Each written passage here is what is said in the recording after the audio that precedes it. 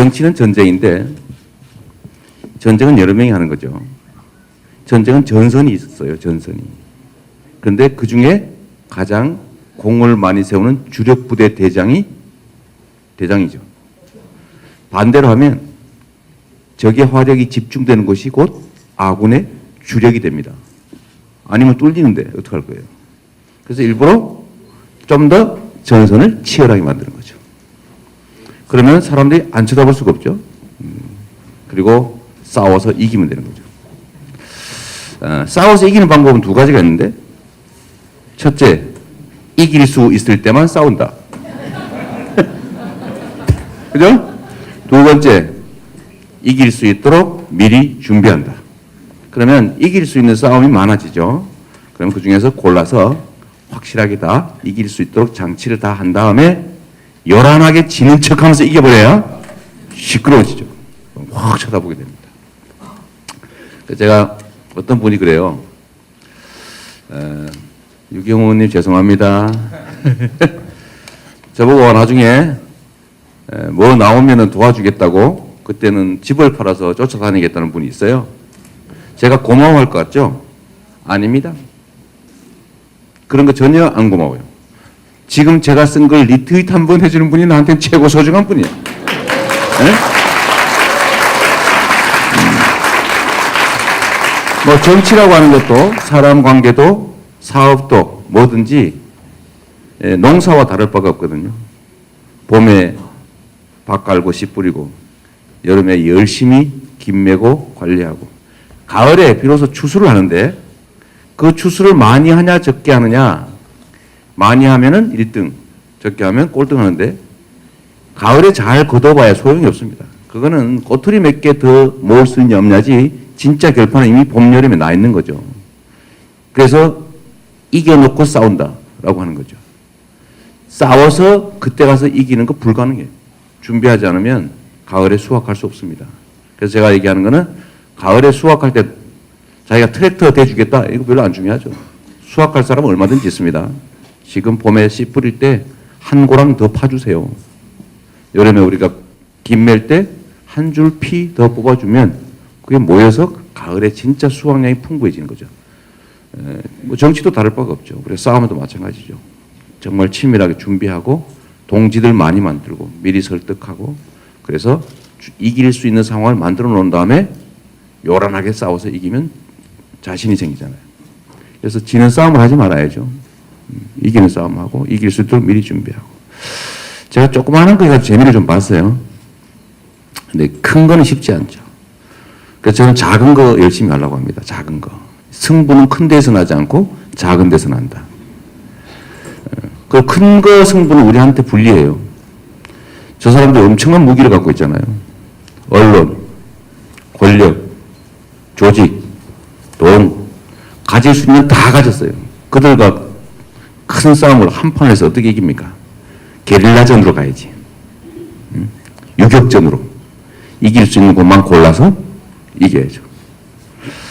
하여튼 그게 조금 성공을 해가지고 국민의 2%, 많게는 4%가 나보고 대통령이라고 그러는데 근데 정말 환하게도 지지율이 반토막 났어요. 우리 문재인 후보님은 2% 가져도 별로 표시가 안 나는데, 에? 우리는 4%인데 2%까지가 절반이 되더라고. 딱 북한 문제, 에?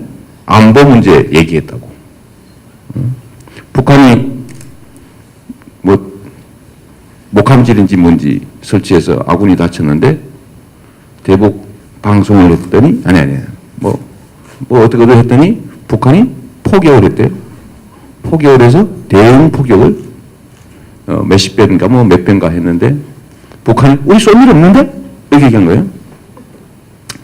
그럼에도 불구하고 대북 뭐 제재를 막 한다는 등 해가지고 결국 휴전선에 막 중전시 이러면서 막 전군 완전무장 비상대기 이렇게 해가지고 결국 어떻게 됐냐면 자기들은 지지율이 올라갔는데 주권은 폭락을 하고 국제사회에서 대한민국의 국가 부도 지수가 사상 최대로 올라가지고 우리가 지고 있던 외채, 빚이 이자가 확 올라서 엄청나게 손해를 봐버린 거죠.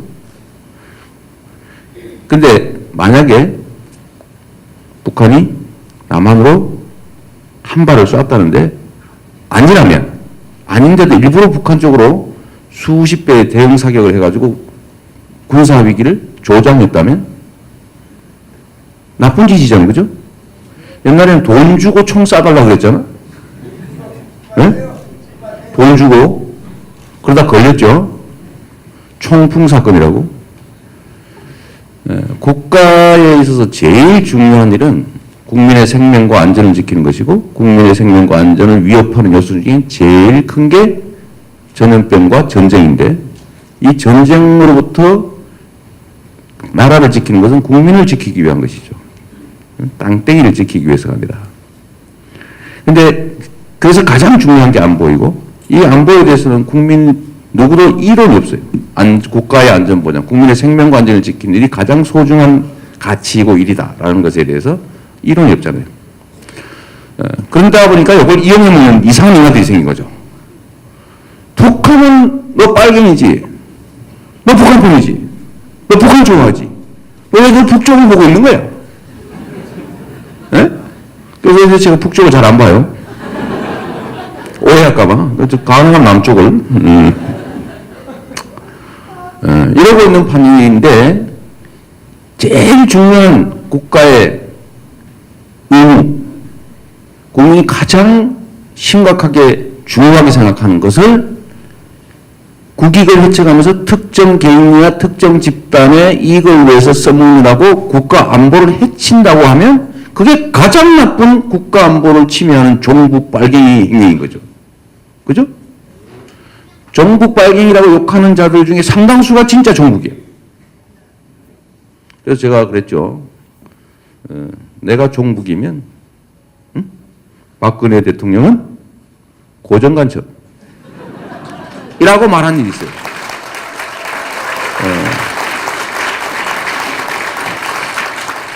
나도 얘기 약간 새는데 이렇게 하면 또 야 저 간첩이라고 욕했다 이러면 안 되니까 근거를 제시해야지. 예. 분명히 종편이 여기 어디 있을 거야. 근거 1. 나보고 종북이라고 한 첫 번째 이유가 전에 청소용역회사에 청소용역을 줬는데 그 청소용역회가 협동조합이에요. 협동조합의 구성원 70명 중에 2명이 통합진보당 당원이 있었어요.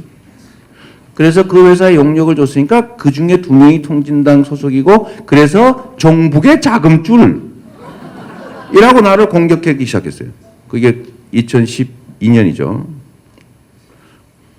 그래서 제가 그랬어요. 그 회사 내가 선정한 게 아니고 심사위원회에서 선정했는데 심사위원 중에 최고 만점 준 사람이 새누리당 시의원이다. 두 번째, 그 회사에 나는 일 시킨 대가를 줬는데 그 회사를 사회적 기업으로 선정한 건 김문수고 거기에 사회적 기업 지원금을 5년씩이나 준 사람은 이명박과 박근혜다. 제가 서울지검에 불려갈 때 그때도 주고 있었어요. 그래서 일거리 준 사람이 종북이면 대가 없이 현금 지원한 대통령 박근혜는 공작금 준 고정간첩 아니겠냐. 제가 이렇게 얘기했죠. 그래서 제가 사람들이 들어보니까 자꾸 대통령을 걸고 넘어지니까 더 이상 해서는 안 되겠다 이렇게 생각했나 봐요. 그 다음부터 그 얘기를 안 하더라고. 그 다음부터. 그래서 제가 그 재미를 봐가지고 이제 내가 얘기했잖아요. 우리는 언급돼야 되는데 유경 의원님 맞죠? 정치인은 부고 말고 자꾸 부고만 하면 다 자꾸 나야 돼, 그죠? 뭐 구속됐다, 깜빵됐다, 갔다 이런 거 말고 싸웠다 이런 거만 나와도 돼요.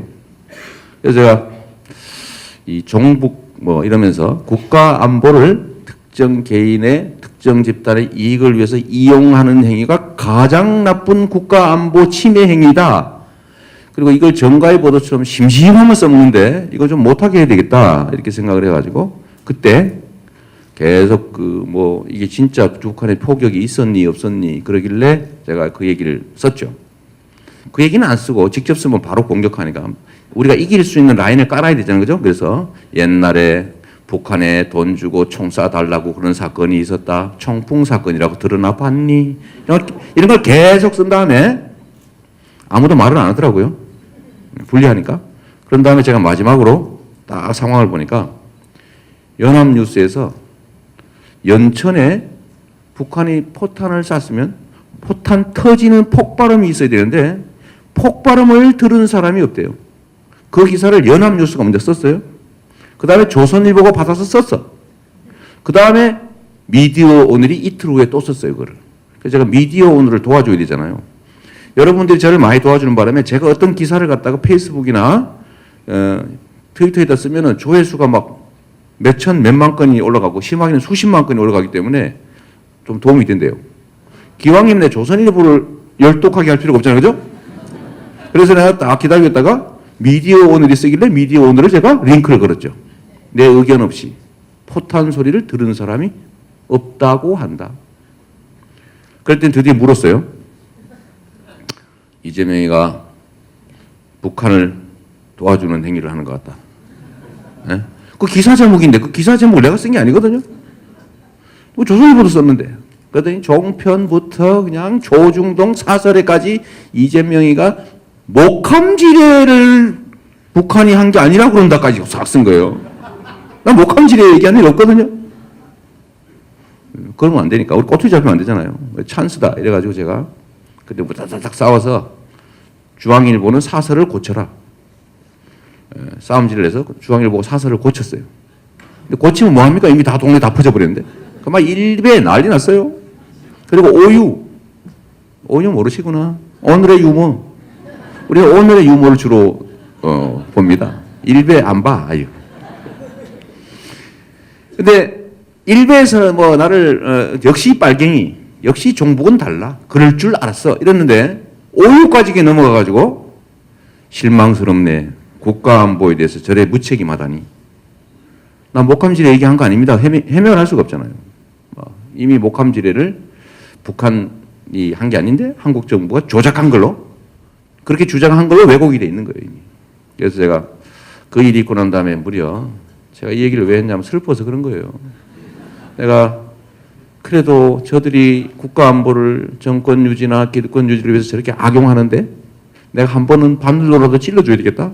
이렇게 생각을 하고 그걸 했는데 그러면 사람들이 좀 이재명이 역시 다르구만. 역시 좀 커. 뭐 이럴 줄 알았더니 지지율이 반토막 난 거예요. 다음 달에 신경전을 죽겠다니까. 에? 지지자한테 전화가 안 갔어요? 여하튼 뭐 그랬는데 제가 좀 도입부라 좀 쓸데없는 소리를 좀 했어요. 하여튼 좀 그런 이상한 일 없으면 좋겠는데 제가 이 대선 후보 이렇게 참 낯간지럽거든요. 사실은 이번에 보니까 딱지 붙여놓고 서울시장 할래 도지사 할래 뭐 대통령이 제일 많았어요. 당연하지. 전부 다 우리 편만 모이는데 저번에 감사합니다. 저번에 어디 지방 강연을 갔더니 사람을 비교를 해놨는데 예를 들면 무슨 유력 대선 후보하고 해놨는데 제가 제일 많이 나온 거예요. 막 그걸 누가 또 사진을 찍어 올렸는데 아니 우리 편만 모이는데 당연하지. 내가 외려 박원순 문재인 대표 이런 분한테 붙인 사람 보고 저 사람 누구야? 스파이냐? 이런 생각이 들었으니까 혹시 이거 쓰시면 안 돼요. 저 밖에 있는 거 제가 완전히 편파적이고 자기끼리 모여가지고 붙인 거예요. 혹시 모를까봐 제가 그 얘기를 해드린 겁니다. 하여튼 얘기가 좀 길게 F로 세긴 했는데 우리가 뭐 제가 오늘 전문 강사를 가지고 여러분들이 모르는 지식을 다시 채워주기 위해서 있는 건 아닙니다.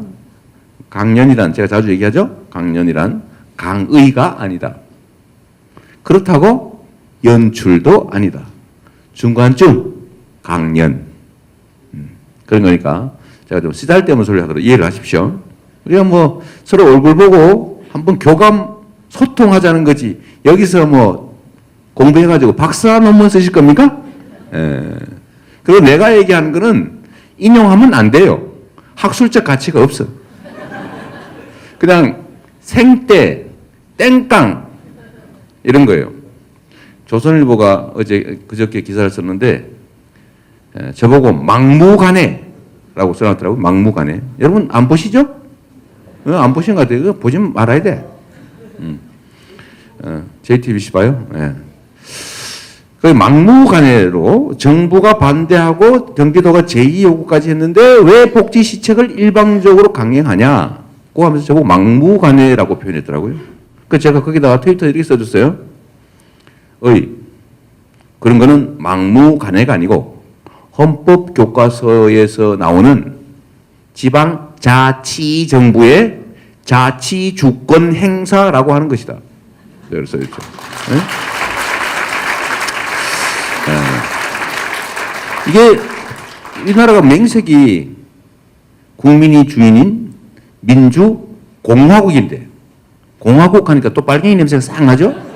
예. 제가 일부러 공화국 자꾸 써요. 좋은 말이야 그거. 헌법 1조에 있는 말이에요. 대한민국은 민주공화국이다. 1조이다.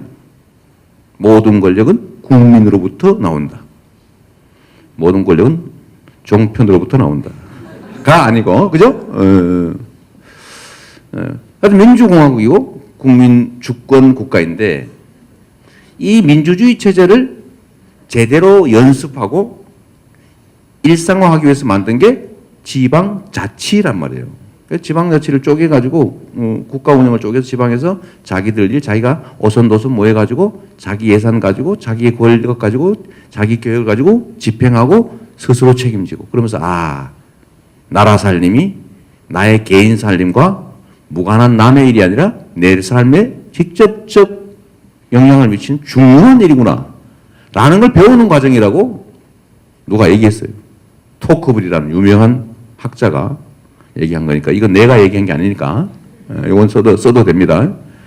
그렇게 얘기해서 우리 김대중 대통령께서 단식 38일인지 뭐 해가지고 도입한 거 아닙니까? 박정희가 폐지했던 거를 박정희 대통령이 폐지했어요. 원래도 했었어요. 해방 후에. 그때 꼴보기 싫다고 없애버렸는데 지금 정부가 나라를 좀 꼴보기 싫어하는 것 같아요.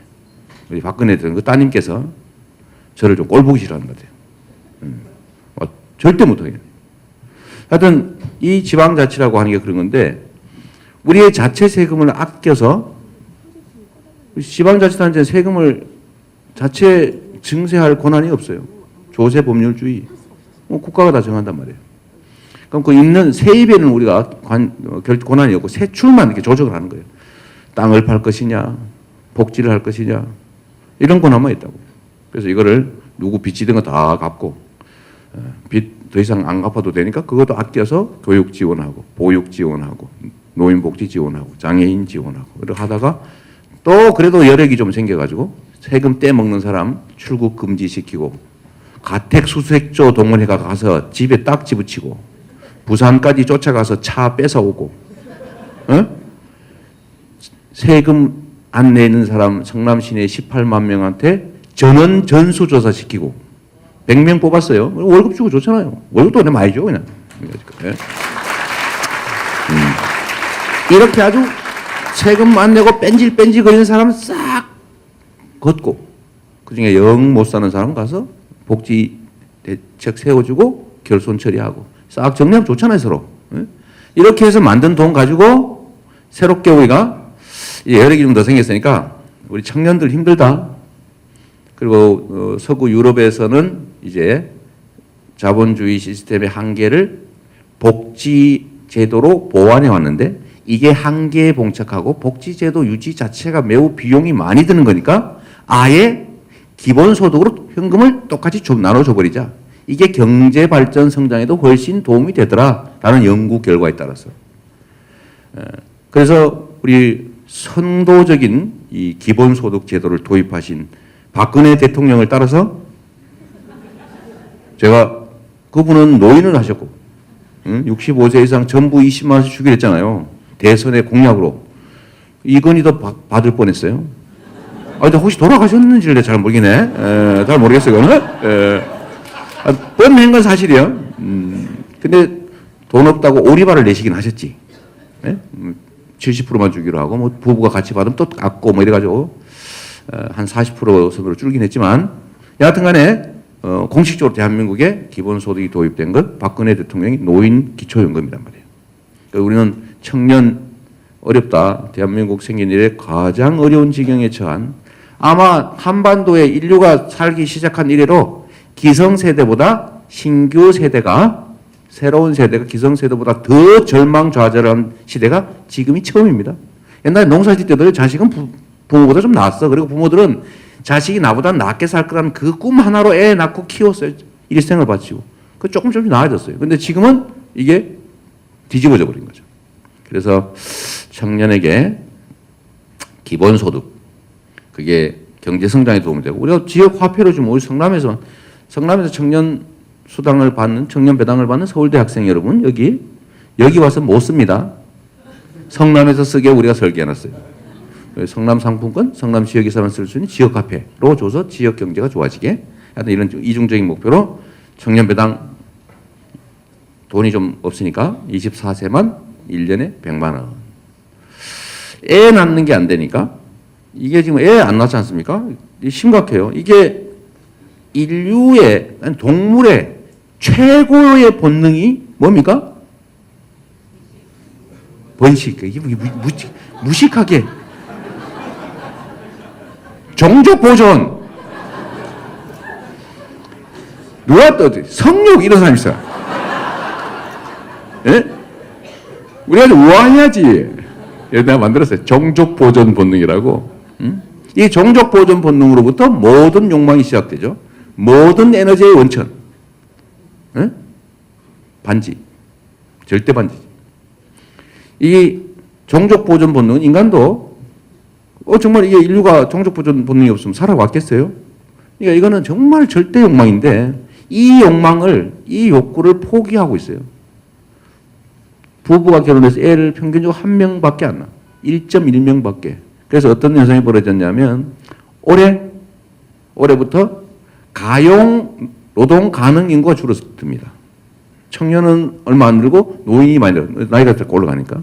그래서 노동 가능 인구가 올해부터 줄어들고 2018년부터는 절대 인구가 총수가 줄어들기 시작하고 2350년쯤 되면 인구가 절반이 되고 2780년쯤인가 2700년대가 되면 마지막 한 명이 죽으면서 멸종하게 돼 있단 말이에요. 대한민국이. 경제 성장도 안 되고 활력도 떨어지고 애를 낳아야 될 거 아닙니까? 애를 낳도록 해줘야 될 거 아니에요. 근데 애를 왜 안 낳습니까? 낳으면 뭐합니까? 대학 졸업할 때까지 2억 몇천만 원 들지. 졸업하면은 취직이 됩니까? 취직한들 뭐예요? 비정규에다가 겨우 최저임금 주고 한 2년 있다가 정부 보조금 없어지면 잘라버리는데. 그러니까 안 되잖아요.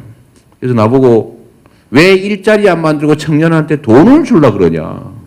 일자리를 줘라. 이렇게 저 인간들이 얘기하더라고요. 종편, 정부 당국자, 무성 아저씨, 무성의하게. 참 무성의하셔. 아니 얼마 전에는 저보고 뭐라는 게 아니라 성남시 부도 걱정이 된다고 그래요. 그래서 내가 성남시는 빚 다 갚았어요. 복지하면서도 빚을 갚는 성남시 걱정하지 말고 당신들 복지 줄이면서 빚이 1년에 68조씩 늘리는 나라 살림이나 걱정하시오. 내가 한번 했어요. 근데 내가 가만히 생각해 보니까 그게 나를 욕한 게 아니었어. 박근혜 대통령 욕하는 것 같더라고. 그래서 이분이 삐져가지고 나를 욕하는 척하면서 거기를 디스하는 거구나. 그런 생각이 들었어요. 그렇죠? 좀 그런 것 같죠? 그래서 제가 그러신 것 같다고 일렀어요. 또 일러드렸어. 박근혜를 디스하시는구나. 무성의하거나 디스거나 둘 중에 하나지. 하여튼 나보고 일자리를 주라는데 중앙정부가 세상에 10년, 이 현 정부만 해도 7년 아닙니까? 7년 동안 무슨 청년 대책을 세운답시고 1조 7천억, 올해는 2조 뭐 천억인가 편성했다고 자랑질을 해대시는데 해결된 게 있습니까? 점점 더 나빠지고 있죠. 국가 권력과 엄청난 국가 예산을 가지고도 하지 못하는 일을 성남시 보고 일자리를 만들어내라고? 청년 일자리를? 일자리 만들지 말면 아무것도 하지 말아야 됩니까? 지들도 못하니까 내가 이거라도 하겠다는 거 아닙니까? 용돈이라도 좀 주고 알바하느라고 공부 못하는 시간 조금이라도 확보해주고 책값이라도 좀 하게 데이트라도 좀 하게 그래야 혹시 결혼할 기회라도 생기잖아요. 응? 그래서 정부의 일자리를 마련하는 일은 정부가 하고 우리는 청년들한테 이거라도 주자. 그래서 청년들의 역량을 좀 강화해 주자. 또 한 가지 더 있어요. 청년들이 대한민국을 나의 조국 이렇게 조국 교수 말고 이렇게 부르는 게 아니고 헬조선 이게 막 증오 지옥불반도 원망 이렇게 하면서 내가 이 사회로부터 뭘 받고 있냐 난 사회로부터 받은 것도 없다 이 더러운 대한민국 떠나야지 이렇게 생각하는 청년들한테 그거 아니야 우리가 마음은 쓰고 있다 내가 많이는 못해도 이 정도는 해줄게 라고 해서 힘든 상황이지만 아버지가 뒤에 팔짱 끼고 이렇게 서서 미소 짓고 지켜보면 막 힘들게 가다가 아버지 우리 뒤에 계시지 이러면 힘나잖아 그죠? 그렇게 하라고 우리가 성남시가 조금 하는 거죠. 그거를 못 막아가지고 지가 못하니까 나도 못하게 하려고 그러는 거 아닐까 생각합니다. 그런데 감사하고요. 청년배당 이런 것도 좀 하고 또 한 가지는 국가에 대한 의무를 국민이 이행할 때 드는 비용은 국가가 부담하는 게 맞다. 국방의 의무 이행하러 가는데 총 지가 사가지고 갑니까? 군복을 지가 삽니까? 근데 하긴 뭐 군화도 지가 하나 사긴 하더라. 하도 군화가 후져가지고요. 우리 아들 군대 얘기하면 안 된다. 우리 혹시 피해를 입을까? 하여튼 의무 이행에 필요한 비용 국가가 지는 게 맞죠. 그래서 중학교는 의무 교육인데 밥도 주고 있고 물론 안 주는 나쁜 아저씨도 있긴 하지. 그러나 교과서, 수업료 이건 다 무료잖아요. 요즘은 학습 도구도 초등학교 무료예요. 그러니까 밥도 주자라고 해서 우리가 밥도 주고 있고 특히 교복, 중학교 부담되니까 CS 좀 내주자. 우리가 그동안에 돈 많이 아꼈다. 그리고 세금 띄어먹는 인간들 쫓아서 거둔 것도 많은데 그걸로 줍시다. 나무 심고 도로 파헤치고 대리석 까는 것보다 낫지요. 그래서 우리가 이걸 3대 무상복지라고 붙여놨더니 이거를 죽으라고 반대하네요. 왜 그러는 거예요 도대체? 배가 아파서 배가 아파서도 있겠죠. 또 왜 그런 것 같아요? 이재명이 클까봐. 이렇게 하면 더 크는데. 이재명 클까봐. 제가 보기엔요. 정부의 무능함과 부정부패가 들통나는 게 두렵습니다. 사람들이 어느 순간에 이걸 생각하게 돼요. 성남은 하는데? 정부는 왜 못하지? 딱 떠오르죠. 그리고 내가 꼭 끝에다가 뭘 하더라도 한마디씩 써요. 정부에 돈이 없는 게 아니라 도둑이 너무 많은 것이다.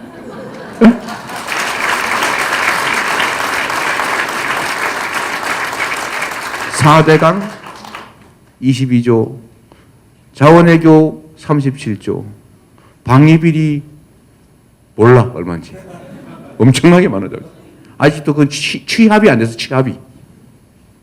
이런 짓 하느라고 버리는 그 엄청난 돈 중에 일부만 아끼면 떡을 치고도 남는다. 고 하는 거를 제가 자꾸 얘기하죠. 그래서 국민들도 그 생각을 하게 되지 않습니까? 그냥 그게 두려운 거예요. 살림을 잘하면 잘 될 수가 있구나. 그리고 혹시 이재명이가 저게 좀 커터칼 들고 다니는 수준인데 이거 하다가 혹시 식칼로 바뀌는 거 아닐까? 뭐 이런 두려움도 있겠죠. 그래서 그런 걱정 때문에 어쨌든 막고 있는데 이게 정부의 지방정부의 고유한 권한이란 말이에요. 여러분들 중에 이런 생각하시는 분이 꽤 있을 겁니다. 여러분도. 대부분의 국민들 다 그렇게 생각하고요. 지방정부가 다 정부 지원을 받아서 운영하는데 그 돈을 왜 지가 마음대로 쓰냐 이런 논리가 있어요. 제가 명확하게 얘기하는데 우리 성남시는 정부에서 지원받는 교부금이라고 하는 게 2019년까지 87억씩 밖에 없어요. 2019년까지. 안 받아도 살아. 안 받아. 그러나 받아야죠. 근데 그 교부금 공짜로 주는 게 아니고 성남시가 하고 있는 국가 위임 사무를 처리하는 비용이에요. 지방자치단체가 국가가 하는 일을 대신해 주는 게 많거든요. 왜냐하면 이게 지방정부는 정부의 산하기관이 아니라 헌법에서 만든 독립된 자치정부란 말이에요. 우리나라는 지방자치정부들이 건방을 떨까봐 자치단체라고 격화시켜놨는데 본질은 로컬 가버먼트예요. 로컬 단체가 아니라고. 우리가 계모임입니까? 응? 법에 의해서 시장을 뽑고 시의원, 구의원을 뽑아서 상호 의결하고 견제하고 감시하는 정부 구조를 갖추고 있는 거예요. 그런데 이거를 우리 정부는 옛날 향수 때문에 그런지 이것들이 왜 말을 안 듣지? 저기 이재명 씨 하죠. 우리 부하잖아 저거. 저 왜 말을 안 듣지? 이렇게 생각하는 것 같아요. 그래서 내가 이거를 이번 과정에서 지방정부는 정부의 산하기관이나 부하가 아니다. 독립된 민주주의 체제를 떠받치는 헌법상 자치정부라는 걸 내가 증명해 주려고 합니다. 그래서 제가 권력 행사를 최대한 조선일보식 표현으로 막무가내로 행사하고 있는 거죠. 네?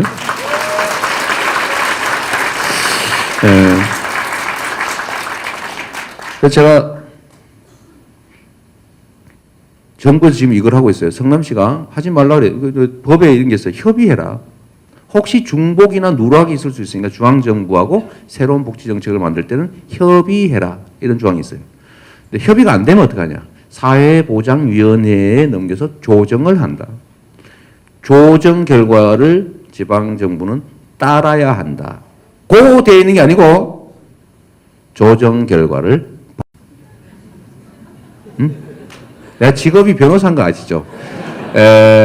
제가 잔머리의 대가 좋게 말하면 전술 전략에 뛰어나지만 사실 뭐 전술 전략이라고 할 건 없고 잔꾀, 잔머리 이런 게 제가 연구를 딱 했죠. 그거는 지방정부가 정부의 산하기관이라 지시를 받는 관계가 아니기 때문이에요. 왜냐하면 독립된 자치정부고 독립된 기관이기 때문에 그렇게 법에 써놓은 거죠. 반영해라. 존중해라 이거예요. 존중. 근데 존중은 해줄게. 요만큼만. 응? 이런 관계인데 저번 국회 때 뭐 산후조리원 하겠다는데 왜 못하게 하냐. 에? 해야 되겠다. 그랬더니 못하게 자꾸 막겠다는 거예요. 그래서 저는 가만히 있었는데 사실은. 저는 일부러 가만히 있었어요. 그 상대방이 알면 안 되거든. 그냥 해버리려고 그랬거든 속으로. 왜 반대해봐. 그냥 나 할 거야 속으로 그러고 있는데 국회의원들이 이 시장 그 해버리세요 그냥 제재 수단도 없는데 에? 그냥 해버리면 되겠네. 복지부 장관 저 이재명 시장이 일방적으로 그 복지시책 산후조리원 뭐 이런 거 하면 막을 수 있어요 없어요. 그러니까 그때 복지부 장관이 또 뭐 현실적으로 없는데요 이렇게 해버린 거예요. 그 자꾸 나보고 그냥 하면 되겠네 그러길래 아이 좀 가만 좀 있지. 이 작전을 일부 했는데, 그래 이제 그 끝나고 났더니 바로 행정자치부에서 이런 규정을 만들기 시작했어요. 성남시 같이 협의하는데 정부 의견을 따르지 않고 독자적으로 복지시책을 하면은 복지시책 하는 금액만큼 벌금을 때리는 시행령을 입법 요구한 거예요. 시행령, 법이 아니고 법에 위임이 없는 불법의 무효 시행령을 만든 거죠. 이거 정부가 요새 여러분 제가 만든 말인데 대한민국은 법치 국가가 아니고 영치주의 국가입니다. 영치 국가. 시행령에 의해서 통치하는 나라. 세월호 특별법 시행령이 대표적이에요. 오죽했으면 이런 짓을 하도 많이 하니까 유모 국회의원이 국회가 법에 위반된 시행령을 운영하면 정부에 시정을 권고할 수 있다는 법 동의했다고 잘렸어요. 무슨 얘기인지 아시나요? 그게 유승민 사건이죠. 잘렸어요. 그것도 뭐 시정을 권고하는 정도인데 기분 나쁘다 이거예요. 내가 마음대로 시행령 만들어가지고 내 마음대로 여왕 통치하는데 건방지게 어디다가 그러면 잔소리를 하겠다는 거냐 이렇게 된 거겠죠. 그래서 그런 영치주의의 일환으로 지방세 교부급 시행령 개정을 해버린 거예요. 12월 달에. 그래서 성남시가 194억 원의 그런 예산을 집행하면 194억 원 동에게 교부금을 감액하겠다. 이렇게 협박을 저한테 한 거예요. 아, 국회에서 그렇게 안 떠들었으면 그냥 이 사람들 모르고 내가 확 해버렸으면 아무 문제가 없는데. 예? 그래서 일단 우리가 한 방 맞았어요. 그러면은 우리는 가만히 있습니까? 또 반격해야지. 상대가 자기 역량 이상의 더 깊이 침투하면 그때는 섬멸할 기회죠. 이건 슬퍼할 필요가 없어요. 그래서 제가 그래요. 큰일 났네. 이렇게 고민하는 척 하면서 작전을 바꿨어요. 작전을 어떻게 바꿨냐. 반만 주자. 반만 주고 반은 남겨놨다가 저 재판 이기면 드릴게요. 네?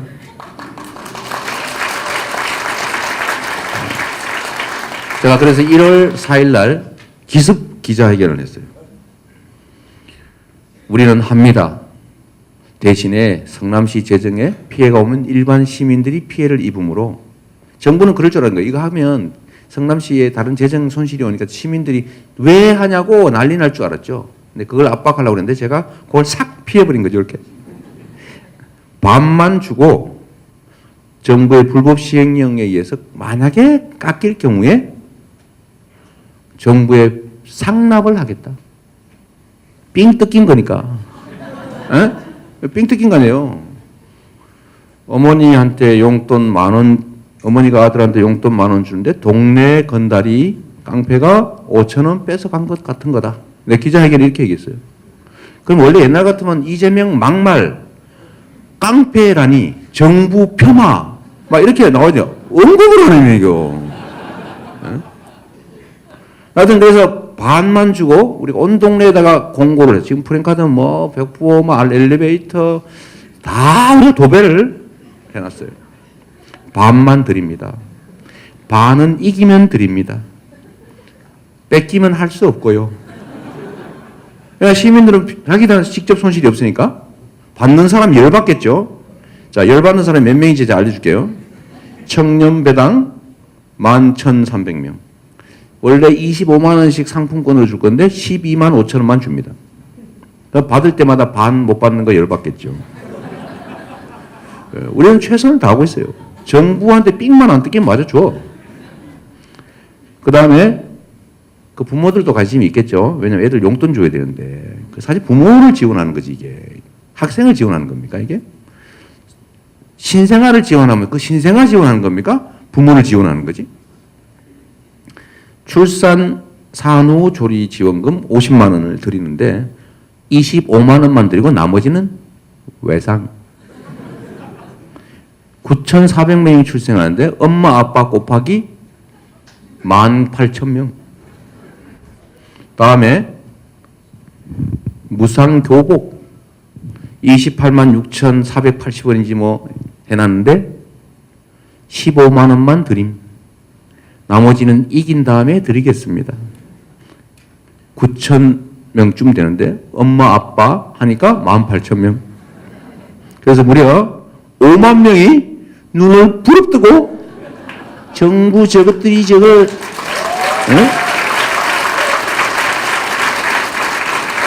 내가 안 준다는 게 아닙니다. 그래서 올해 5만 명, 내년에 5만 명, 내후년에 5만 명, 그 후에 또 5만 명. 이 정부의 재판을 우리가 이기기만 기다리고 있겠죠. 예? 곧 우리 열받은 주민들이 청와대나 또 이거 하라고 복지부 청탁을 받아들여가지고 성남시 보고 대법원에 제소하겠다고 남경필 지사께서 제2 요구를 하셨어요. 이거 없애라. 정부 청탁을 받으신 거죠. 연정을 하시겠다는 분이 희한해요. 응? 연정이야 그게. 복지 권한은 야당한테 주고 협치한다고 연정한다고 이때까지 1년 6개월 동안 광을 파시더니 막상 딱 되니까 이기우 부지사 몰래 자기가 사인해가지고 나한테 제2 요구해버렸어요. 뺏은 거죠. 뒤통수를 때린 거지. 원래부터 거짓말이었을까? 원래부터 거짓말이었을까? 배신일까? 여러분 어떻게 생각하십니까? 예, 의견이 다양하네요. 하여튼 그래서 이게 다음 주 월요일이 또 하나의 그 기점이에요. 월요일 뭐 대법원에 소송할지는 그때 가봐야 알겠는데 뭐 소송하면 우리가 응하면 되죠. 하여튼 재판에 이겨서 맞아주겠다. 상당히 당황을 했을 거예요 아마. 우리의 그 전략 유연성, 잔머리.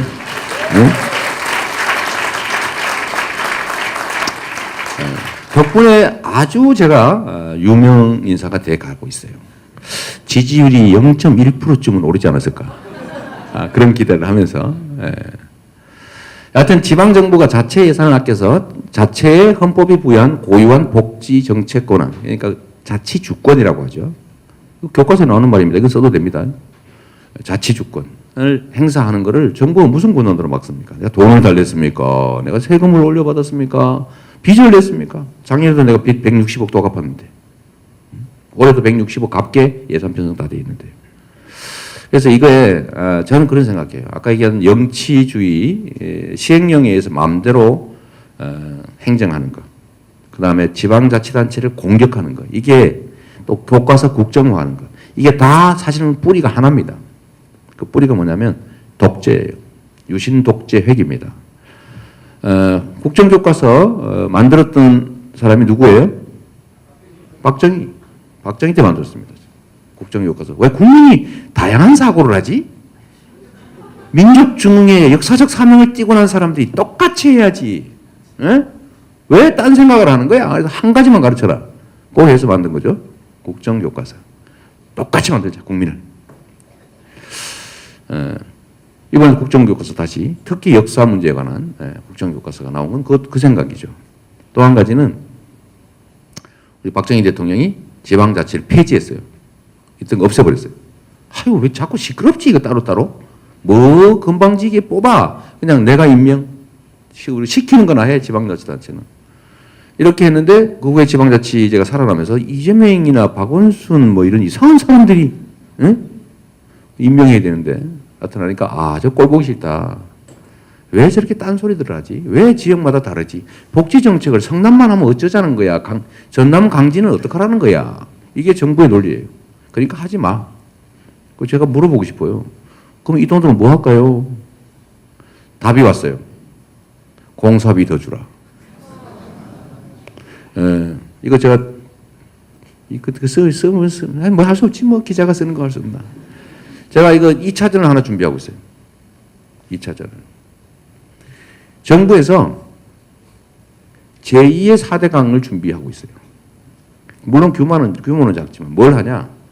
지방자치단체 보고 현재 주고 있는 공사비 말고 한 5, 6%씩 공사비를 더 주라고 지시가 떨어졌어요. 누가 미친놈이라고 그랬어요? 나 욕한 거 아니야? 미쳤죠? 물어봤더니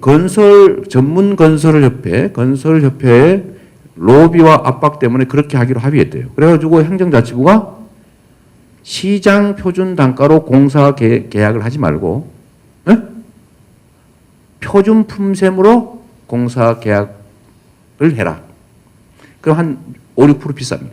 그래서 제가 미쳤나 거부 이렇게 했어요. 그래서 제가 다 지시해놨죠. 다 표준 시장 단가로 계산해서 발주해라. 했더니 지금 조달청에서 조달 계약을 거부했어요. 행정자치부가 시킨 대로 비싸게 공사계약서 다시 써와라.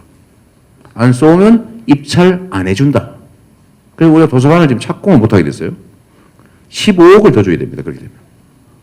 그래서 내가 어제 그래 보고 왔길래 제2의 4대강, 지방 4대강을 시작하는구나. 그래, 복지로 주민들한테 혜택 주지 말고 건설업자한테 공사비나 더 주란 말이지. 제가 그걸 받아들일 수가 있겠습니까? 그러면은 조달청이 거부하면 문서를 보내라. 안 해주면 우리가 자체적으로 그냥 발주해버리겠다. 네? 지금 문서를 아마 월요일쯤 보낼 거예요. 정부 태도가 그런 거죠. 공사비를 더 줘라 이거예요. 공사비를. 차라리 공사를 하지. 왜 주민들한테 자꾸 교복이니 청년배당이니 산후조리비 지원을 왜 하는 거예요 도대체. 딱 이거예요. 산후조리 하지 말라는 거죠. 이게 정부인데 여기 또 더 기가 막힌 게 있죠. 뭘 하냐면 지방자치단체가 현재 정부가 하지 않고 있는 독자적인 복지시책들을 하고 있는 게 많아요. 그거 싹은 아니고 정부가 지정하는 거 싹 다 없애라고 지시가 나와 있어요. 대상자가 645만 명입니다. 그 혜택 보는 사람. 저 장애인 오셨네. 저기가 제일 피해가 큽니다. 특히 지방자치단체에 꼭 각종 장애인 정책 따로 하는 거 다 없애라고 그랬어요. 지금 장애인단체 연락 엄청 받아 있어요. 645만 명. 금액은 9,997억. 정책 항목들은 1,496개. 이거 폐지하라고 지시했어요. 그 중에 이것도 있어요. 위안부 할머니들한테 생계비 주지 말 것. 그거는 했다가 저번에 제가 이런 미친 사람들이 있나 페이스북에 쓰고 난리친 다음날 취소했어요. 미쳤다 이래가지고. 그래서 1496개에서 1495개로 줄었어. 폐지라는 거예요. 중앙정부가 하지 않는 독자적 복지 정책을 하지 마라. 이건 뭐냐면 지방자치를 통째 없애버리려는 거예요. 껍데기만 놔두고 알맹이를 싹 뽑아버리려는 거죠. 시키는 거나 해라. 정부가 정하는 것만. 이게 바로 지방자치 국정화라고 할 수 있죠. 이 국정화를 좋아하죠. 단일화. 이게 또 하나고 지방자치를 없애는 거. 마지막 세 번째가 뭐냐면 비상조치의 일상화. 긴급조치의 일상화. 지금 얼마 전에 이것도 무성 아저씨가 한 얘기 같아. 누가 했는지 잘 모르겠어 기억이. 노동오법. 이거 사실은 노동개혁이 아니라 계약법이죠. 우리나라가 경제적 위기에 처한 제일 심각한 이유가 노동자들이 주머니에 돈이 없어요. 2천만 명에 가까운 노동자들이 먹고 죽을래도 돈이 없어요. 점점점 나빠져요. 미래는 불안정하고 고용이 불안정하니까 돈 안 써요. 언제 잘릴지 모르니까. 그러니까 경제가 유효 수요가 없으니까 경제가 활력이 사라져요. 재벌들은 1,000조 원씩이나 창고에 쌓아놓고 쓸 데가 없어가지고 사람으로 치면은 이 심장에 피만 몰리고 사지에 피가 안 돌아가지고 심장 비대 말단 괴사증 환자가 되는 거예요. 이런 병명이 있어요? 우리나라 병이에요. 이런 상태인데 계속 노동자들 쥐어짜면 노동시간을 늘리고 통상임금 범위를 줄여서 연장근로를 더 쉽게 하게 만들고. 이 얘기 잠깐 나와서 그러는데 우리나라는요 연장근로 하면 1.5배 주게 돼 있죠. 이 중 노동자들 여러분. 그런데 실제로 계산을 해보니까 0.8배만 주고 있어요. 그래서 연장근로를 시키고 휴일근로를 시키는 게 이익이에요. 왜 그런지 아세요? 통상임금에서 상여금을 다 빼버리기 때문이에요. 그래서 사람들이 월급을 안 주고 자꾸 이상한 무슨 상여금이니 무슨 급 이런 식으로 이상하게 줘서 총액으로는 많은데 월급은 적어요. 그래서 연장근로를 시키면 그에 대해서는 상여금은 그만큼 안 주잖아요. 그러니까 더 싸. 일부러 이러는 거죠. 고용 근로시간이 법정 최대 근로시간 54시간을 초과해서 일시키는 사람이 357만 명이나 된다는 거예요. 그 사람들 법대로만 근로를 시켜도 일자리가 누구 하던 학자 주장에 의하면 60만 개, 노동부의 자체 계산에 의하면 13만 개인가 더 생깁니다. 법만 지키면. 그런데 이거를 더 싸게 시켜 먹을 수 있도록 통상임금의 범위를 줄이는 법을 만들고 있어요. 비정규직을 2년만 쓰면 정규직으로 전환해 주게 돼 있는데 4년 동안 쓸 수 있게 늘리고 있어요. 그럼 비정규직이 늘어 줄어요. 그러면서 이 비정규직을 줄이는 법이라고 거짓말을 치고 있어요. 요즘 세상에는 하도 나라가 망가져서 그런지 거짓말을 하고도 미안해하질 않아. 아무리 나쁜 짓을 해도 절대로 미안하다고 말하잖아요. 힘센 게 진리인 사회가 돼버렸어요. 힘과 돈이 권력이 된 사회가 됐어요. 완전 아이고 이러면 안 되지. 흥분을 가라앉혀야 돼. 요거 나중에 편집해가지고 다 나를 깔 거거든. 하여튼 이런 사회가 됐는데 지금 노동오법이랍시고 이거를 만들고 있는 거예요. 근로시간 늘리고 통상임금을 줄이고 이게 말이 되냐 말이에요. 근데 이거를 통과를 해달라니까 야당이 반대하잖아요. 왜? 국회 선진화법 때문에 잘 안 되니까 뭐라고 했냐. 긴급재정명령으로 이걸 만들어버리겠다. 긴급재정명령이라고 하는 게 헌법에 있는데 헌법에 대통령이 할 수 있는 비상조치가 2개가 있습니다. 경제 상황에 대응하기 위한 긴급재정명령. 이거는 국회 입법이 아니라 그냥 명령으로 법을 만드는 거예요. 그걸 하려고 본인들이 말을 했어요. 우리나라가 노동법을 긴급조치를 해야 될 만큼 위기 상황입니까? 국가적 위기예요. 습관이 돼 있는 거야, 습관. 왜냐면 맨날 시행령 만들어 마음대로 해왔거든, 지금.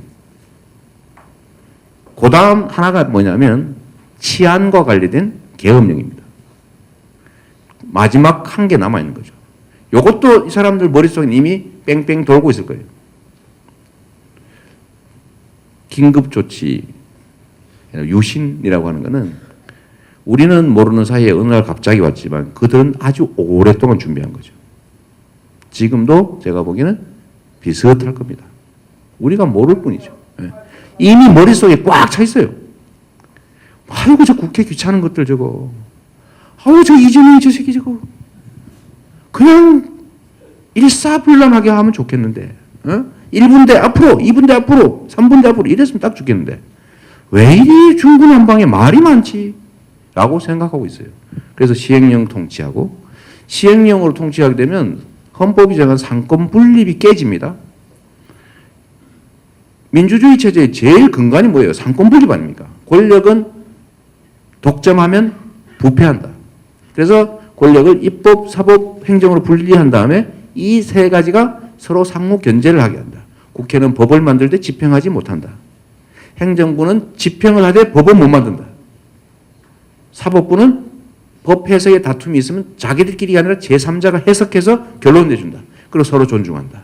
서로 견제한다. 라고 하는 게 민주공화국의 기본적인 시스템인데 국회가 만드는 법 완전히 무시하고 세월호 특별법 필요 없어. 시행령으로 마음대로 막 하면 돼. 자기가 마음대로 시행령으로 법의 해석 효력을 갖는 걸 만든 다음에 자기가 그걸 가지고 행정을 하고 이러면 이게 독재죠. 이미. 법치주의가 망가지고 상권분립이 깨져버린 거죠. 민주공화국이 무너진 거예요. 이게 현재 대한민국이죠. 그래서 제가 일선에 내가 저기 변방에서 왜 저기 침투하나 보면서 농사 열심히 짓고 있는 사또가 모르고 그 길을 얘기를 해야 되면 내가 또 뭘 알겠습니까? 열심히 농사나 짓겠습니다. 내가 지금 그러고 있죠. 그러나 전체적인 상황은 매우 어려운 상태인 것 같아요. 벌써 시간이 이렇게. 제가 그래도 이 얘기는 해야지.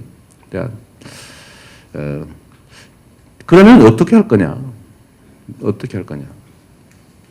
진짜 해야 될 일이 있죠. 바꿔야 되지 않습니까? 정상으로 만들어야죠.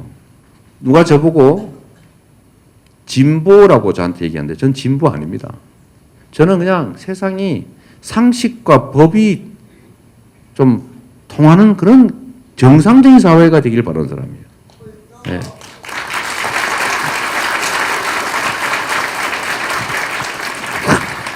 특별한 새로운 질서를 만들어내는 게 제 목표가 아닙니다. 그냥 현재 우리가 가지고 있는 헌법과 법률과 원칙과 상식에 기초한, 그래서 콩 심은 데 콩나고 팥 심은 데 팥나고 나쁜 짓 한 변희재는 혼나고 착하게 열심히 일한 우리 서민 대중들은 그에 상응하는 대가와 성과를 얻을 수 있는 그런 사회, 그 정도를 만드는 게 제 목표죠. 이게 보수예요, 진보예요? 이건 보수죠. 그럼 지금 있는 보수는 뭐예요? 빨갱이, 쓰레기, 나쁜 놈, 뭐 다양한 해석이 가능하겠죠. 저는 우리 사회가 아직도 보수니 진보니 할 정도까지 발전 못했다고 생각합니다. 청산해야 될 잔재가 너무 많아요. 친일 잔재들 말이에요. 그 소녀상 앞에 일장기 든 그 인간 누구예요, 그거? 네? 미쳤어요. 맞아 죽어도 싸지, 그거. 그 얼마나 숫자를 증명할 수도 없는 엄청난 수의 그 꽃다운 아가씨도 아니야. 꽃다운 여자애들이. 13, 우리 어머니도 잡혀갈 뻔했는데 도망갔어요.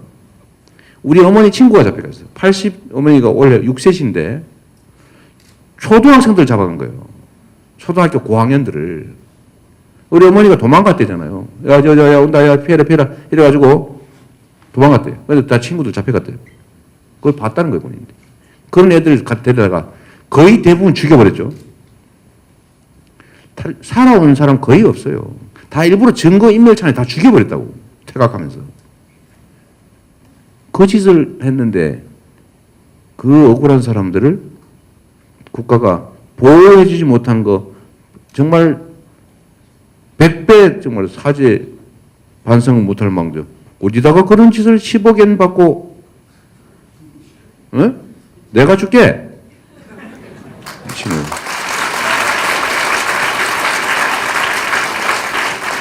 국민의 자존심을 팔아도 이렇게 하면 안 되지요. 우리가 100억 원, 96억 원이 없습니까? 왜 받아 그거를? 우리 딸내미 성폭행 당해가지고 집단 성폭행 당해가지고 막 죽으려고 그러는데 껌값 10,000원 받아가지고 막걸리값 받아가지고 합의해주고. 이게 왜 그러냐? 이 친일 잔재들 때문이죠. 독재, 부패, 거짓거리하고도 떵떵거리고 살고. 전두환 장군께서는 이렇게 말씀하셨어요. 노무현 대통령이 돌아가시니까 조금만 견디시지. 지는 견디니까 됐거든요. 세상을 그렇게 살았고 벽당사 가서 좀 놀다 보니까 모든 게 다 사해졌어요. 수백 명을 총 쏴 죽이고 칼로 찔러 죽이고 그러고도. 이런 거 좀 털어내야죠, 한번. 그걸 한번 걷어내지 않으면 끊임없이 반복될 수밖에 없어요. 그래서 뭔가 나쁜 짓을 하면 책임을 진다는 걸 우리가 보여줘야 되는 거예요. 근데 그거는 어떻게 가능하냐? 원망만 한다고 가능하냐? 그렇다고 우리가 맨날 광화문 가서 깃발 들고 싸울 수도 없고 나이도 먹어서 효녀연합 가입하기도 어렵고 더군다나 남자라서 더더욱 안 되는데. 에? 아, 효자연합. 누나연합도 생겼다던데. 하여튼 그렇게 활동하기가 어려운데 그럼 우리가 뭘 할 수 있나? 할 수 있는 거 있습니다. 이 기득권자들은요, 지금의 현재 이 비정상 상태가 너무 좋아요. 비정상이 많으면 많을수록 유리한 집단들. 이 비정상을 제거하는 것은 그 비정상 상태로부터 피해보는 사람들의 몫이죠. 그들은 스스로 이걸 절대로 포기하지 않아요. 너무 좋아요. 훔치기도 좋고, 뺏기도 좋고, 나쁜 짓 하고 도망다니기도 좋고. 너무 좋아요. 이건 누구 몫이냐? 피해를 보는 사람들의 몫인데, 다행인 것이면서도 불행인 거는 이거예요. 저들은 엄청난 권력과 조직과 돈과 영향력, 언론 등등 다 가지고 있다는 거예요. 우리는 없죠. 근데 좋은 측면은 저쪽은 소수고 우리는 다수라는 사실이에요. 그리고 다행히 이 나라가 민주주의 시스템이라 최종적으로는 가을 농사 표로 결판 난다는 거죠. 가을 농사로. 부정선거는 또 그 문제가 있고, 가을에 추수할 때 도둑놈 오면 차 내고 그러면 되는 거지 뭐. 그렇다고 농사를 안 지을 거예요? 누가 투표하지 말자 이런 소리 하던데 저는 그 반대예요. 그렇게 패배감 심어가지고 기권하면 우리만 손해지. 응? 노력은 하되. 그 운동하는 분들을 정말 존중하고 정말로 고맙게 생각합니다. 열심히 해야죠. 그리고 제도 바꿔야지. 그러나 부정개표하면 끝이니까 하나만하다. 투표하지 말자. 나는 이거 국정원에서 하는 소리라고 생각해. 그러니까 우리도 스스로 조심해야죠. 가을에 매년 도둑이 쳐들어왔어요. 올 가을에도 올 게 분명하지만 그렇다고 농사를 안 짓습니까? 뺏길 것 뻔하니까 농사 안 지을 거예요? 농사는 죽으라고 지면서 가을에 뺏기지 않도록 그것 또한 준비해야지. 가을에 쳐들어오니까 농사 짓지 말자.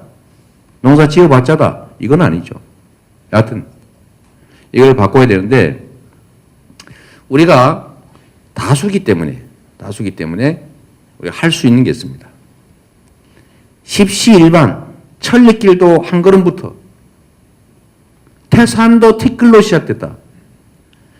우리가 한방을 노리는 습관이 있어요. 한방은 저들이 가지고 있는 거예요. 우리는 한방 이런 게 아예 없어요. 그럼 뭘 해야 됩니까? 개미처럼 조금씩 죽으라고 모으고 그 숫자를 늘리는 거예요. 그 숫자. 주변과 연대하고 주변을 설득해서 같이 하게 만들어야 됩니다. 할 수 있는 게 너무나 많아요. 예를 하나 들면 이게 매도해야 돼. 내가 몇 번 하니까 좀 늘긴 하더라고요. 한 몇 분 될지 모르겠어요. 잘 안 쉬어지네. 하여튼 우리가 예를 들면 포털, 요즘 정보를 어떻게 수집하냐. 사람들의 판단을 바꾸려면, 즉 우리의 지지로 또 세상에 대해서 바른 생각을 가지도록 바른 행동을 하도록 하려면 바른 행동을 하라라고 말하는 건 의미가 없습니다. 그건 결론부에 해당이 돼서 나를 지지해 주세요. 누구 지지해 주세요. 뭐 해 주세요. 이거는 백날 해도 소용이 없어요. 그 판단의 근거가 된 정보가 달라야 됩니다. 그래서 우리는 정보를 줘야 돼요. 사람을 바꾸려면 나 지지해 주세요. 속으로 가서 이거 아니까 네 그래요. 아이고 열심히 하세요. 그러나 속으로서 내가 너를 도와주면 무슨 덕이 있는데 안 해. 니네 오빠 시장 되면은 너네 잘 먹고 잘 살고 나는 배 아파. 안 해. 원래 그러는 거죠, 사람이. 자기 이해관계가 있어야 돼요. 자기한테 도움이 돼야 움직이는 거죠. 근데 그냥 결론으로 이래라고 하면 절대 안 바뀌어요. 그래서 뭘 해야 되냐? 정보를 바꿔줘야 돼요. 그것도 한 번으로 안 돼요. 잘못된 정보가 수없이 쌓여있기 때문에 거기에 마지막 정보 한 개를 바꾼다고 사람이 획 바뀌냐? No. 그만큼 계속 끊임없이 정확한 정보를 교체해줘야 판단이 바뀝니다. 제가 한때 일배였어요. 진짜. 일간 베스트에 안 들어갔을 뿐이지 일배류였단 말이죠. 제가 경상도 출신인데 초등학교를 마치고 공장을 다니기 시작했어요. 뭐 위장 취업 뭐 이런 건 아니고 먹고 살라고. 다녔는데 80년에 광주, 그때 당시로는 광주 사태로 불리는 일이 벌어졌습니다. 광주 사태. 요즘 광주 민주화 운동이라 그러고 광주 항쟁 이렇게 부르죠. 그걸 제가 방송, 뭐 동네 소문, 어른들 얘기를 들으니까 정말 나쁜 놈들인 거예요. 북한하고 손잡고, 북한군하고 손잡고 나라를 뒤집으려고 폭동을 일으켜가지고 경찰한테 총 뺏어서 군인한테 총질하다가 총 맞아 죽은 놈들이야. 그래서 폭도야 이것들은. 보니까 막 이 번거지. 지금 나중에 내 대학 가서 하는 게 방성모였어요. 돌 막으려고 쓰는 거 있잖아요. 거. 이상한 거 쓰고 말이지. 칼빈총 이런 거 이상한 거 들고 막 차 돌아다니고. 보니까 폭도들이야 이게. 저도 야, 저 나쁜 놈들이 있나? 저 다 죽여야 되는데 저거. 아이고 그때 확 죽여버렸어야지 저거. 싹 썰어버려야지. 자 이러고 다니다가 대학을 갔어요. 대학을 갔더니 선배들이 구석에다 수근수근 하더니 어느 날 건물 벽에 밧줄 타고 내려와가지고 뭐 유인물 확 뿌리고 그리고 잡혀가서 구속. 또 어느 날은 보니까 나무에 칭칭칭칭 철조망이 감겨 있는데 그 철조망을 필 질질 흘리면서 기어 올라가더니 거기서 유인물 확 뿌리고 거기를 또 사법경찰이 막 기어오거든요. 잡아 끌어내려가지고 가서 구속. 이러면서 유인물들 몇 장이 막 날려다니잖아요. 다 집어갔지만 그중 일부. 그래서 제가 그걸 봤죠. 처음 보니까 또 거짓말하고 짝빠졌네. 또 폭도들이구나 이거. 그러다가 또 보고 또 듣고 이거 진짜인가? 2번, 3번, 4번 마지막에 나중에 보니까 이거 진짜구나 이런 개. 그러면서 내가 순간적으로 이런 생각이 든 거죠. 얼마나 미안하고 얼마나 창피하고 얼마나 수치스러웠습니까? 내가 그들에게 욕을 하다니. 그 억울한 사람들을 향해서 너 폭도지? 죽여버렸어야 되는데 너 왜 안 죽었냐? 그때 총만 맞고 왜 살았어? 확 머리를 쐈어야 되는데. 이러고 다녔던 나 자신이 얼마나 원망스러웠습니까? 딱 일베 짓을 하고 있었던 거죠. 일베가 별겁니까? 잘못된 정보를 끊임없이 받아가지고 그게 진실이라고 믿은 거예요. 그래서 그렇게 행동해요. 확신을 가지고 행동한단 말이에요. 그래서 제가 고등학교 강연 때는 맨날 한 얘기예요. 일베 가지 말란다고 너희들 안 갈 건 아닌데 반드시 오유를 좀 가라. 이쪽 정보를 들어서 판단을 해야지. 안 그러면 사람이 노예가 된다. 제가 노예 생활을 2년 한 거예요. 정신적 노예. 그들이 원하는, 그 가해자가 원하는 대로 가해자의 지시에 따라서 같이 그 억울한 피해자를 향해서 욕질을 하는 가해자의 일원이 돼 있었던 거예요. 지금도 많은 사람이 그러고 있죠. 근데 그게 뭐예요? 정보에 의해서 사람의 판단이 바뀐 거죠. 아무리 그 정보에 노출돼가지고 그렇게 생각하고 있는 사람한테 그거 나쁜 거야? 이거 소용없어요. 정보를 줘야 돼, 정확하게. 봐라. 팩트. 사실. 이거를 증거로 보여주면 바뀌지 말래도 바뀌는 거죠. 근데 우리가 해야 될 일이 바로 그거죠. 근데 지금은 그러면 그때 당시에 그 사람들은 그 87년에 대한민국이 민주항쟁을 통해서 첫 번째 민주주의가 시작되는데 그 동력이 어디에서 왔냐? 바로 광주 민주화 운동에서부터 온 것이죠.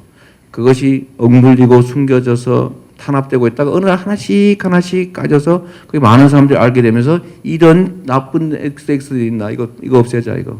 민주주의 직접 대통령 뽑아야 된다. 총칼로 집권한 저들을 내쫓자. 라고 해가지고 87년에 대한민국의 소위 87년 체제라고 하는 게 만들어졌어요. 근데 그게 첫 출발이 뭡니까? 밤새도록 유인물 철필로 긁어가지고 요즘은 이처럼 인쇄기도 없었잖아요. 밤새도록 철필로 등사판 긁어가지고 그 유인물 기름 묻혀가지고 먹물 붙여서 찍찍찍찍 그어서 밤새도록 한 몇 장 만든 다음에 그거 확 뿌리고 감옥 간 거예요. 근데 이거 지금 우리가 할 수 있다는 거예요. 정보를 알리는 게 제일 중요합니다. 사실을 알려줘야죠. 그런데 얼마나 유용한 수단이 많냐고요. 요즘은 사람들 지하철 가면 신문 안 봅니다. 뭐 보고 있어요? 다 스마트폰 보고 있어요. 정보를 어디서 습득하냐? 친구가 보내준 SNS부터 봅니다. 카톡, 카스, 카카오스토리, 자기가 들어가는 카페 이런 데서 먼저 봐요. 두 번째 어디서 봐요? 포털 사이트를 봅니다. 각종 포털들. 근데 이 포털에 가면 또 뉴스 순서가 있죠? 그 뉴스 순서에 댓글 많은 뉴스, 많이 본 뉴스, 공감 많은 뉴스 이런 항목이 있어요. 사람들이 또 그것만 봐요. 그거부터 봐. 그러면 여기 있는 분들이 한 500명 된다고 치고 500명이 내가 이럴 때 광고해야지. 이재명 기사가 좋은 게 뜨면 거기다 공감을 한 번씩 눌러준다. 그럼 맨날 메인 뉴스예요. 그러면은 나 차차기 안 가도 돼. 네? 500개만 좋아요, 500개만 댓글 달리면 다 언제나 메인 뉴스예요. 그러면 사람들이 안 볼 수가 없어. 또 떴네. 대통령 후보 2% 막 이런 거 나오면 막 하면은 3% 돼버리는 거야.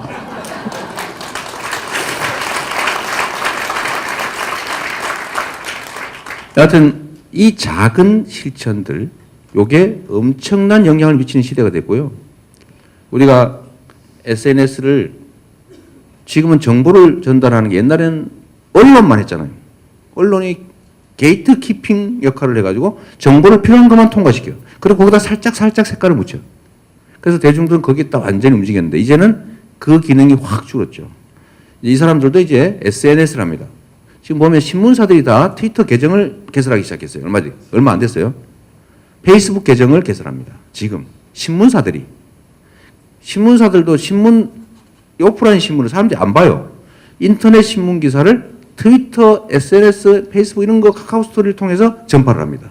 다 그걸로 보거든요. 그럼 우리도 똑같은 권한을 갖고 있잖아요, 이제. 똑같은 무기를. 이게 얼마나 영향력이 있냐는 두 가지로 증명되죠. 첫 번째, 이재명은 뭘 얻었을까? SNS. 두 번째, 국정원도 하더라. 얼마나 효과가 있으면 국정원이 목숨 걸고 하겠어요. 에? 내가 저번에도 그런 계산을 해줬는데 국정원이 가지고 있던 계정이 23,000개인가 그렇다고 그때 얼핏 봤는데 그냥 2만 개라고 치고 국방부도 했죠. 에? 국방부. 들킨 것만 그런데 안 들킨 거 더 많겠죠. 보훈처. 또 돈 주고 시킨 건 얼마나 많겠어요? 그래서 다 빼고 국정원 거 2만 개만 치고 계산 한번 해보자. 사람들이 선거에 관한 정보를 얻는데 계속 한 사람을 우리 멀쩡하신 우리 그 동지 혼의 아들이 있답니다. 라고 하면 아무도 안 믿어요. 그런데 이 얘기를 오늘 듣고 내일 저희 가서 듣고 모레 부산에서 전화 받고 다음날 뉴욕에서 온 트위터에서 그 얘기를 들으면 진짜네. 이래 되는 거예요. 사람은 그런 거죠. 그래서 이거를 반복적으로 전달하면 사람들이 영향을 받습니다. 그래서 2만 개를 치면 뭐 트위터만 치자고 이거. 곱하기 하루에 10번씩 썼다고 쳐요. 그러면 20만 개죠. 팔로우가 평균 1000명이라고 쳐요. 그러면 2억 개죠. 2억 개가 날아간 거죠. 2억 개. 2억 개인데 2억 개를 1년 동안 했어요. 몇 개입니까? 몇 개요?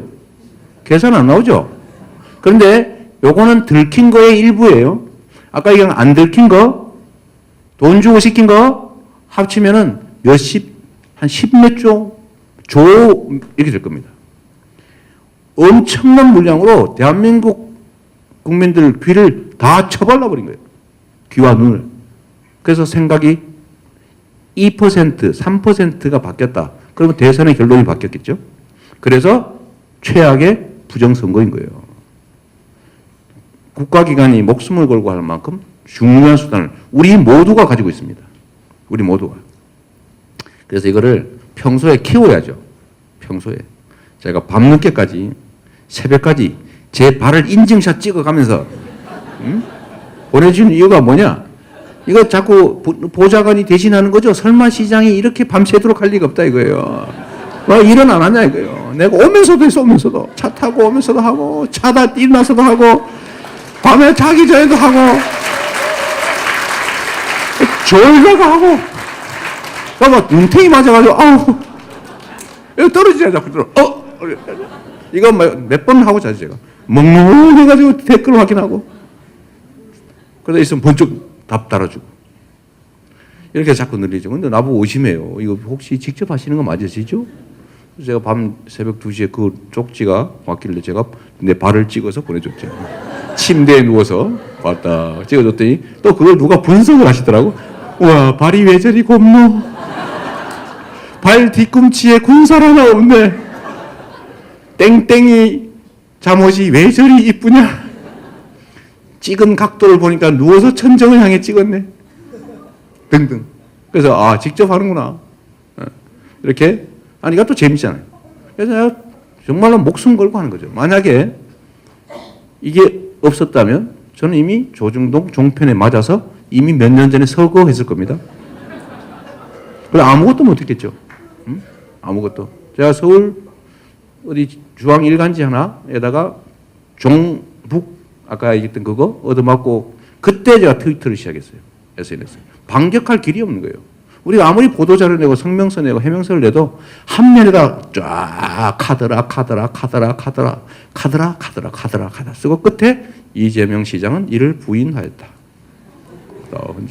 그 반론을 써줬으니까 괜찮다 이거예요.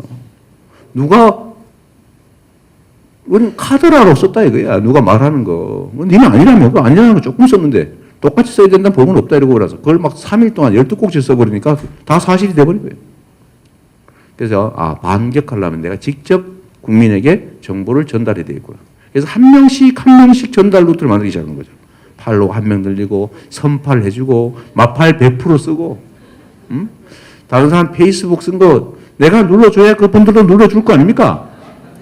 내가 글을 하나 쓰면 페이스북에 요새는 한 10,000명 정도가 좋아요를 눌러주는데 10,000명이 평균 친구가 500명이라고 잡으면 몇 명한테 노출됩니까? 500만 개의 계정에 노출됩니다. 볼지 안 볼지는 몰라요. 조선일보도 200만 보라는데 나머지 막 던져놓잖아. 본다는 보장 없어요. 그게 영향력이죠. 볼 수 있으니까. 그중에 보는 사람이 있죠, 실제로. 그래서 요즘은 뭐 쓰잘데없는 거 쓰면 1,500개, 좀 의미 있는 거 쓰면 한 3,000에서 5,000개, 진짜 중요한 거 하면 8,000만, 요즘 12,000까지 올라갔더라고요. 계속 올라가는 중이에요. 덩치가 커지는 중인데 이것도 제가 투자를 해야 될 거 아닙니까? 남의 거 막 눌러줘야지. 응? 여러분 좋아요 잘 안 눌러주죠? 쪼쫀하게 야 이거 얘는 눌러줘야 되는 말인데 고민하잖아 솔직히. 이 작은 걸 해야 돼요. 작은 거를. 우리가 할 수 있는 것밖에 없으니까. 그래서 저는 좋아요 과감하게 누르죠. 네, 그래가지고 지문이 좀 없어요 이게. 그래가지고 자다가도 막 누르는데 아침에 오니까 누가 쪽지를 보냈어요. 성적 취향을 그렇게 노출하시면 어떡합니까? 그리고 얼른 지웠어요. 그렇죠. 그것도 막 종편에서 이재명 음란물 유포 예, 그럴 뻔 내가 짜증 얼른 지웠어요.